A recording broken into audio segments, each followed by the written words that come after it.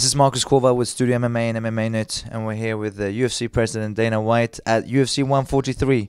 How excited are you for tonight's fight, first of all?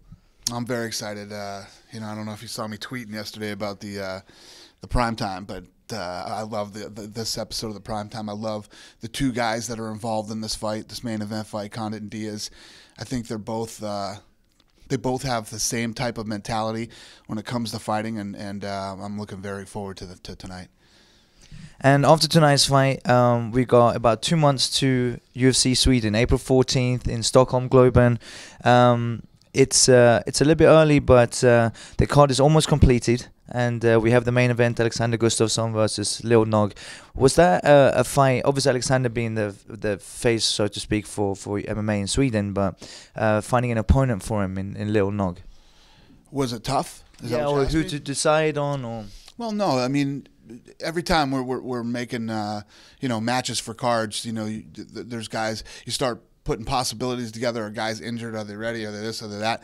And the Lil Nog Gustafsson fight worked out perfect. So it's a great fight, and it's one of those. As far as Gustafsson is concerned, this is a very important fight for him. He wins this fight, it takes him. He gets bumped up into that that upper echelons of the light heavyweight division. And this is a career changer for him. UFC coming to Sweden, out of all the European countries, especially Scandinavian countries, first of all, why did you decide to come to Sweden out of all of them? Why Sweden? I don't know. It just we knew that was a good market. We knew that we felt that if we held an event there, it would be very successful, and we were right. And sold out in just over 3 hours, which is the fastest any UFC event has ever sold out outside of the United States. There is a huge MMA market, obviously, but did you expect it to be that quick? You never know. You never want to be too cocky when you're putting tickets on sale or, trying to figure out how successful an event's going to be. But yeah, I had a pretty good idea that it would be there, that it would be very popular. The Sweden, Holland area, people have been into MMA for a long time. And talking about Holland, obviously Sweden is very much influenced by the Dutch style kickboxing and being next to it, and having a lot of fighters that fought in Thailand.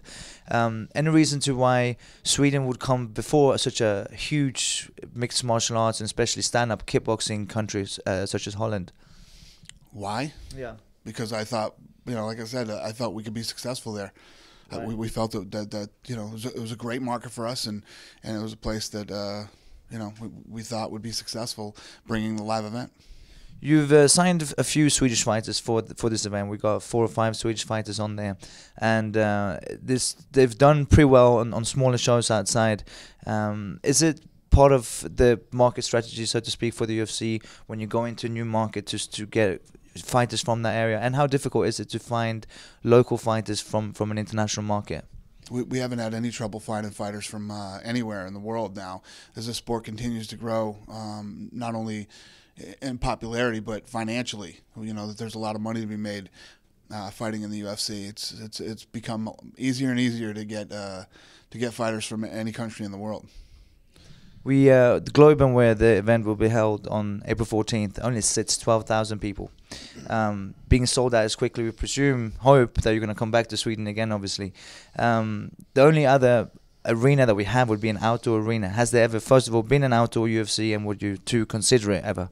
The only outdoor UFC we've ever done was in Abu Dhabi, and I'm not a big fan of doing outside arenas because the weather's just too unpredictable no matter where you are. But 12,000 is respectable. We're here tonight at the Mandalay Bay, which holds 12,000 people, so I'm happy with that. Going to Brazil with the Ultimate Fighter show, and obviously it's the home in many eyes when it comes to mixed martial arts. Doing the same with other international markets, is that something that you've been talking about, having different countries fighting each other, so to speak, for the Ultimate Fighter show? Yeah, absolutely. We're going to do... we're going to go into all these different countries. My goal, my dream, is to go into all these different countries with the Ultimate Fighter and have the, every guy that wins in each country then faces each other, and you end up with one winner worldwide, kind of like the World Cup of tough. You heard it right here from Dana White, the World Cup of the Ultimate Fighter show, now on Fox in the future. And looking forward to see you in Sweden on April 14th, Dana. Thanks, buddy. Thank you. Thanks.